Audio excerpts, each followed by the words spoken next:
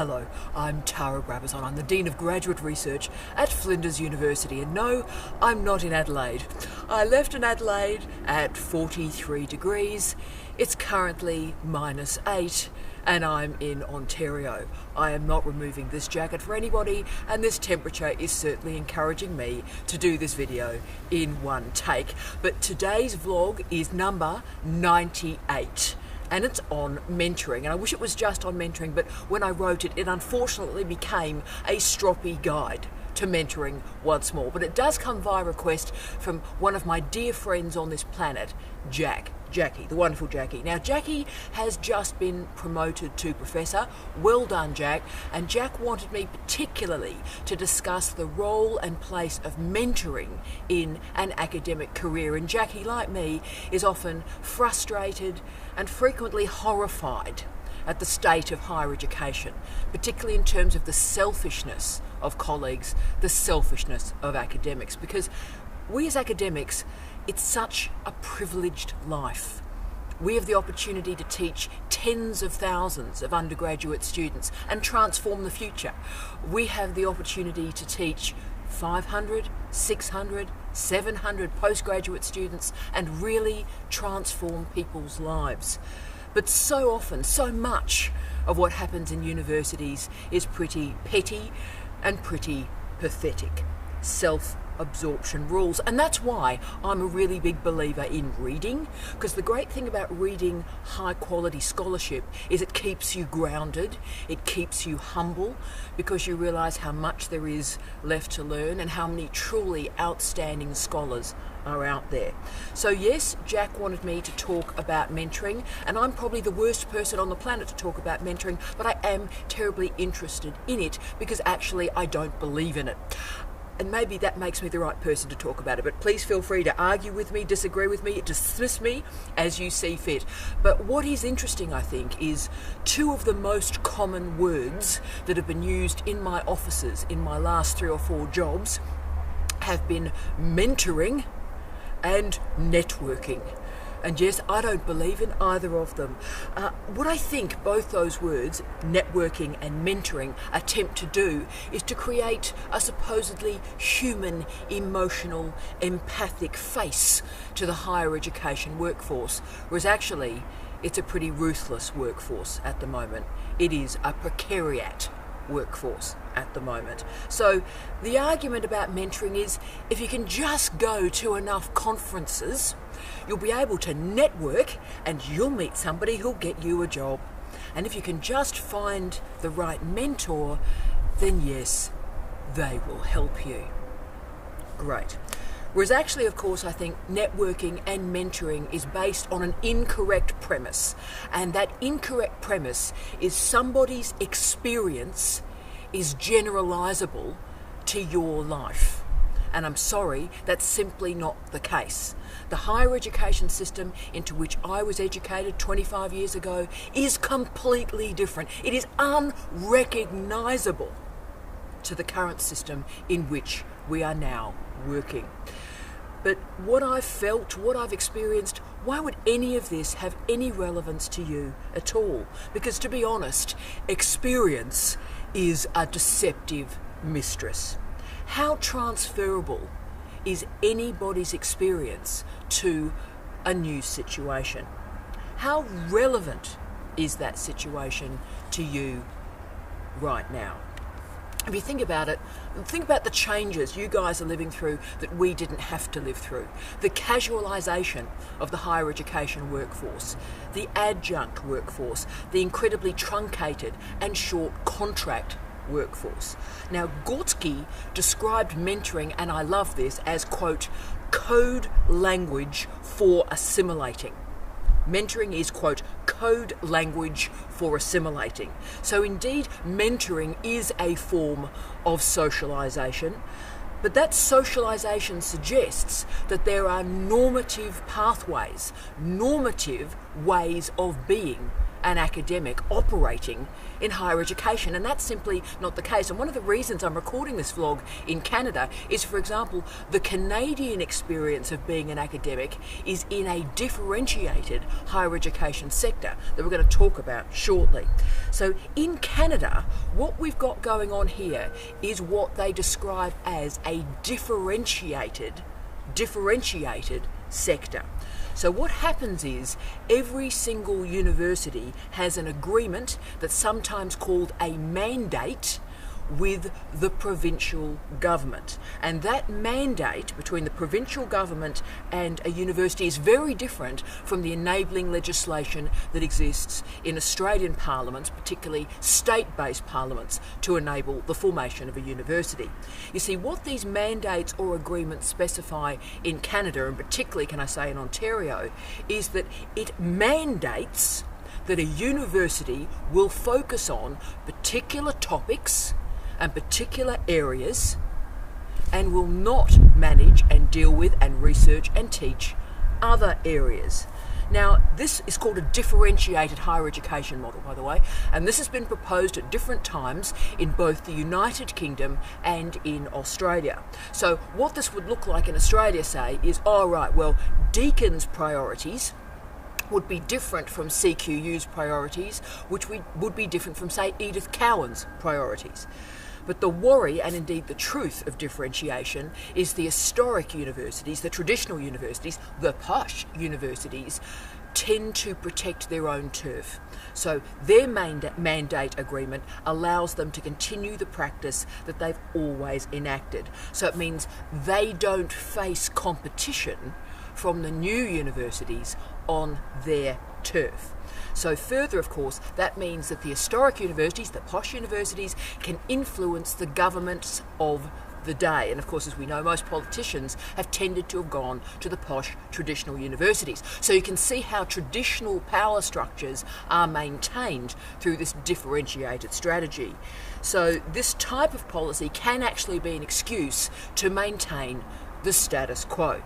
But think about the consequences of this for mentoring, for example. So in a differentiated structure, how could the experience of one university, say Emily Carr University in BC, have any relevance to the University of British Columbia or the University of Toronto? How could that experience as an academic be generalised at all? And that's why I think I'm so interested, not in experience, but in expertise. And that's why in these vlogs, we talk about research. We don't talk about how I feel about the world. How I feel is completely irrelevant. What I know is significant. My expertise matters a lot more than my experience.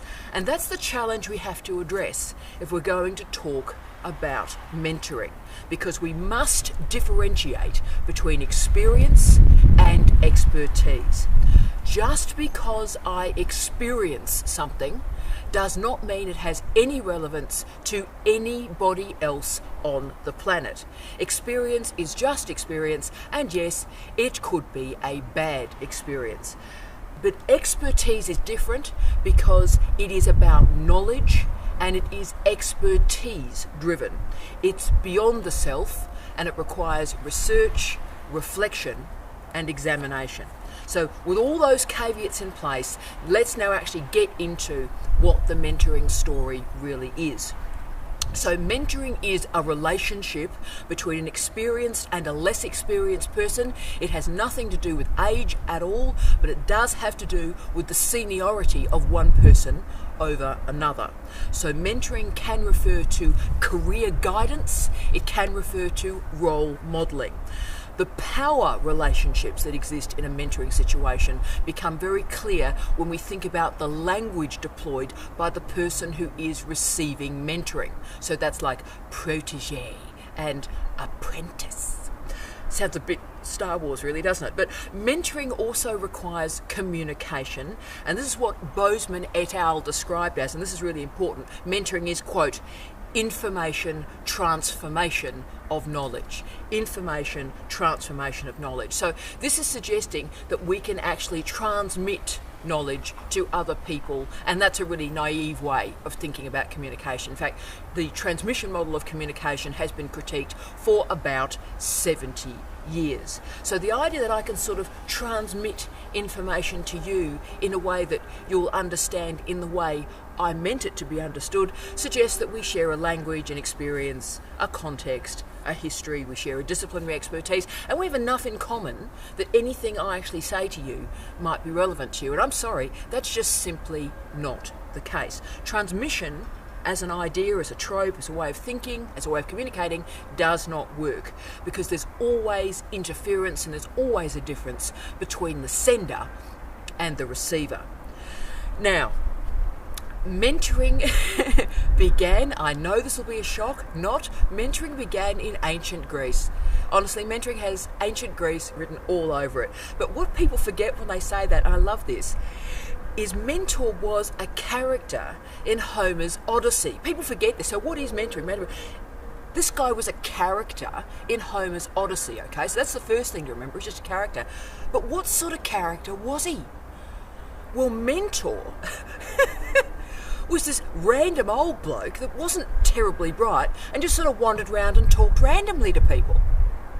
What do we learn about mentoring? That this is actually where it comes from. And then, of course, there's Socrates, who wandered around ancient Athens, hoping for the best, talking with people, asking random questions. And the only reason he did that was because his wife hated him and wanted him out of the house. So mentoring, that's its origin, but it really became a thing in the 1970s in the United States, when it became part of management theory. Now, this is the interesting bit, so let's get really gritty here, okay? So just as women, just as minorities, and particularly workers of colour, started to enter businesses, started to enter occupations in numbers, suddenly mentoring arrived, so that everybody who was not a white man could suddenly learn the rules of the office. So white men would help other people who were not white men to become more like white men. So are we having fun yet? Remember, the whole point of mentoring is an experienced person mentors you into the truths and the ways of the organisation, and the differences are displaced, the differences are minimised. So if disempowered workers can just receive enough mentoring and they can enact networking, then they'll find a great role model and they'll overcome barriers in their career. Really? You think? Really? But then new models started to emerge that enabled development. Remember, I'm not arguing here that a new employee should be left alone, like they start on a new workforce and a new workplace and suddenly we just leave them alone and hope for the best. I'm arguing the exact opposite, actually. A proper induction program based on policies, based on procedures, and based on expectations of that workforce. So, for example, a series of online training opportunities, just-in-time training, just-in-case training, and regular performance expectations, clear expectations, and then also enabling and overt strategies to meet them. So what are the options that are available if we don't enact mentoring? And the answer is a lot. Increasingly, for example, I'm using the word coaching. Coaching is a really strong word here, and actually I did a certificate in coaching from the University of California, Davis last year, and it was incredibly useful, and it did transform how I think about interpersonal relationships in the workforce. So what happens is coaching focuses on the needs of a person at a particular time in an institutional context. So it starts with a very specific goal that a specific employee wants to achieve, and therefore the coach is enacted with that very specific skill set. So that means it is knowledge based, it's not evidence, it's not experience based. And educational industries in particular, I think, are best served by coaching. In fact, the phrase that's increasingly used is instructional coaching. So I think mentoring now is becoming a bit of a problematic word. It is an empty bucket, but it's not an empty bucket. It's a bucket that carries a lot of baggage from 1970s management theory, which, let's be honest, was not a high point of intellectual life.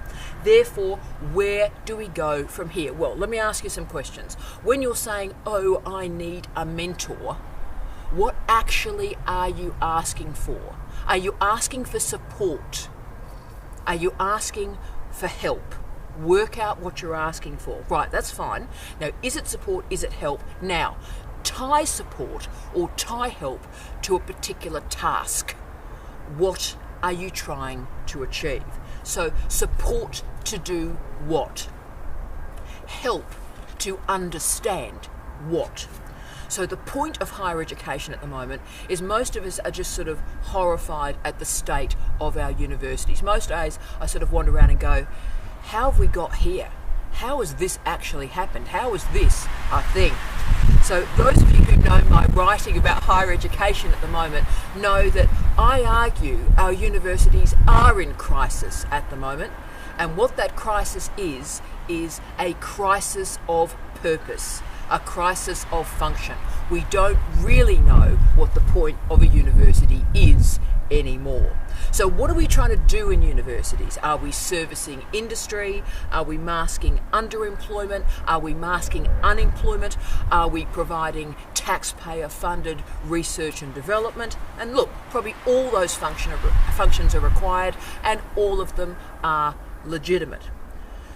But the point of a university was, and let's hope still is, a place where the best and brightest people get together, think higher thoughts, transform the planet, and enable the next generation to do better. That's what a university is. So our crisis of purpose in our university sector right now is a lot like that crisis of purpose in the 1970s US corporate sphere, where women and minorities started to enter that workplace. So ask yourself, ladies and gentlemen, what do you actually need? When you say mentor, do you need a mate to offload stress? Then you know what? Get yourself a mate. Do you want career advice? Well, that's cool. Go to somebody who can operate and offer concrete advice to you, but question its generalizability to you. So I'll give you an example of a bit of career advice that was really useful to me.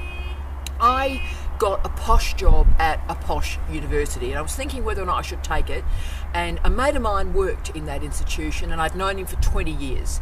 I would have ended up his boss, so he would have been junior to me, but I trusted him completely. And I said to him, dude, what do you reckon? What do you think about this job? And he said, Tara, do not come. It's a hellhole. People are selfish, they're self-absorbed, they're jealous, they're nasty. Do not come. I'm trying to get out. Don't come.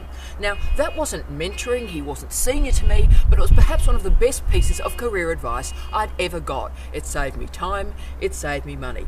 So always think about the generalizability and transferability of that advice, and think about the nature of the professional relationships that you want to build. So I want to finish off today, if I can, with two horror stories of mentoring, one involving a senior woman and the other involving an Indigenous academic. Now, the first, the female academic, she had applied to become a professor 7 times. 7 times. And at the conclusion of each process, they gave her a new mentor to try and help her get to the next stage. Now, every year she improved, she reached all the benchmarks, and on the 7th occasion, when she was 3 times above the benchmarks to be promoted to professor, and I was in the room with her to get this feedback, the feedback she was offered about why she wasn't sent to a professorial level was, quote, and you can't make this stuff up, quote, "You just lack gravitas. You just lack gravitas." Wow. Okay, good luck with that. So my friend, who's an Indigenous academic, holds 2 doctorates, remarkable teacher, brilliant researcher, fantastic human being, and he's been told on multiple occasions in the last 5 years that he has a great CV, but, quote, he just doesn't fit into the institution. End of quote. Doesn't fit into the institution. There's something seriously worrying about our higher education institutions if an Indigenous person doesn't fit into our universities. What is going on here? So always ask yourself, what are you being mentored to do? How much of yourself, how many of your aspirations, how many of your goals are you going to lose to fit in with the crowd? And indeed, if your goal is to fit in and be compliant, then mentoring might help you get there. But if your goal is innovation, imagination, the development of new and profound knowledge, then you know what? Maybe you're going to have to make your own path. You're going to have to put your own footsteps in the snow. Jack, thank you so much for this suggestion. You and I may disagree on this. I've got no idea what you think on it, but it was a great suggestion. I thank you for being you and your friendship for decades. And from the remarkably cold, I can't tell you how cold it is, from the remarkably cold Ontario, my mouth sort of worked through the vlog, I wish you love, light and peace, and see you back in very, very hot Adelaide.